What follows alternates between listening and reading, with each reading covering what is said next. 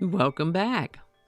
Today we have another interesting word, an item of history about some folks who had enough.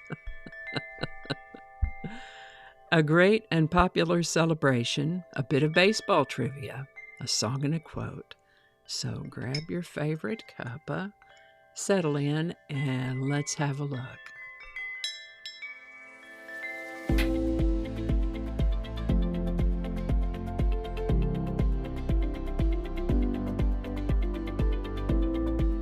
Hi there, and welcome to This Day in History for May 5th. May 5th is the 125th day of the year in the Gregorian calendar, 126th in leap years, with 240 days remaining to the end of the year. Today's word is soliloquy. Soliloquy is a noun that refers to the act of talking in solitude to oneself.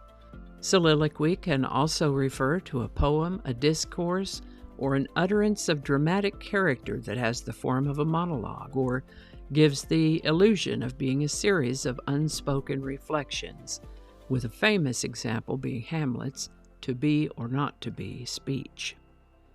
In a soliloquy, whether it's as a character in a play or an individual person in real life, they're essentially thinking out loud, more or less talking to themselves, especially when expressing deep thought or emotion. Example sentences could include, in her soliloquy, the heroine revealed her secret fears to the audience, or he didn't realize he was speaking aloud, his soliloquy spilling out as he weighed his decision, or her late-night soliloquy to the empty room revealed more honesty than she ever shared with others. Talking aloud to oneself, that's what soliloquy is. The word soliloquy comes to us from Latin word parts that mean to speak and alone. To speak alone, soliloquy. First known use of the word soliloquy is in the late 1500s, early 1600s. Soliloquy. Today's word soliloquy was requested by YouTube viewer at DebbieYankee8724.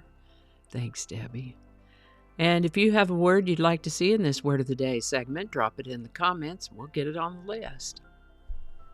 And with that, in a cascading series of events leading up to the signing of the Magna Carta, barons revolted, renouncing their allegiance to King John of England on May 5th in the year 1215. So what does that mean? Well, first of all, the term Magna Carta means Great Charter, but we'll come back to that in a minute. King John had been born in 1166, the youngest of King Henry II's 10 children, 8 of whom he'd had with his wife and 2 illegitimate sons. John was the very last one, the baby of the lot. He was, as I believe, most, if not all of them, were handed off to be raised by what we might think of as a nanny, rather than being closely attended to and raised by his own parents. I get a little wound up in who did what and then what happened and then, but that's probably going to be way too much backstory for this event. So right now we'll just jump to the part where John has become king at about the age of 33. In 1199, and is reported to have been a spiteful, petty, cruel tyrant by the time we get to 1215. He's got the kingdom pretty much constantly at war, mostly with France, and this is horrifically expensive, so he's got to raise a lot of money to support these efforts, and he's not nice about it. He's demanding, and from what I can tell, his behavior has provided much inspiration for fiction writers upon which to base their tyrannical villains.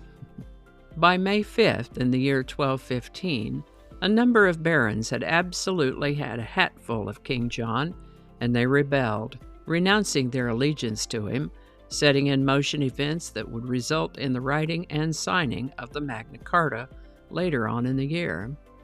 Basically, the Magna Carta states that the king, yes, even the king, must follow the law and could not just simply rule as he wished. This was a remarkable point in history, the Magna Carta. It's thought to be the first written constitution in Europe. This rebellion of the barons against the king sets the stage for the Magna Carta that will come later in the year. Now, I can't talk about May 5th and not mention Cinco de Mayo. It's easy to think that this is some kind of Mexican Independence Day, but that's not quite accurate. The Mexican Independence Day is celebrated in September. Cinco de Mayo is about that time on May 5th in 1862, when troops led by Ignacio Zaragoza halted a French invasion in the Battle of Puebla in Mexico. A significant event, certainly worth celebrating. Cinco de Mayo. Pitching against the Philadelphia Athletics at the Huntington Avenue grounds, Cy Young of the Boston Americans threw the first perfect game in the modern era of baseball. What, then, is a perfect game? Well, we're talking baseball here, so a perfect game is one in which at least 9 innings are pitched by one or more pitchers and no batter from the other team reaches base safely. Noting that today's event happened in 1904, the first known use of the term perfect game was in 1908. Over the 154 years of Major League Baseball history, there have been 24 official perfect games played, according to this definition, and no pitcher has thrown more than one. This is out of a total of 238,500 games played. Yesterday was the king of surf guitar, Dick Dale's birthday, and we talked about him and what is considered to be the first surf rock song, Let's Go Trippin'. But there's another song of his that's quite popular and well known, and that's Misirlou. Misirlou is a folk song from the eastern Mediterranean region. The original author is unknown, but it's been played by Arabic, Greek, and Jewish musicians for at least 100 years. There are many takes on and versions of Misirlou, but Dick Dale's 1962 American surf rock version popularized the song in Western culture and inspired covers by the Beach Boys, the Ventures, and the Trashmen, as well as several easy-listening versions. You might be thinking you've never heard of this song before, but you certainly will have heard it if you ever watched the 1994 movie Pulp Fiction, where it was prominently featured over the opening titles. As interesting as all that is, here's a little something more that I learned about this song in my research.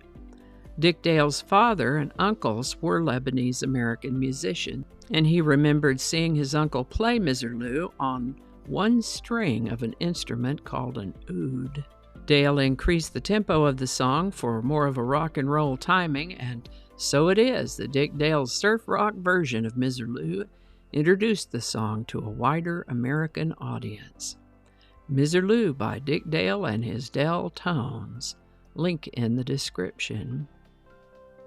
How about that? For today's quote, we have a lovely bit of wisdom by Paulo Coelho from his book The Alchemist, and it is: when we love, we always strive to become better than we are. When we strive to become better than we are, everything around us becomes better too. Paulo Coelho. We'll close with a few seconds of the Mallard couple, so y'all take care, be good to each other. I'll see you next time.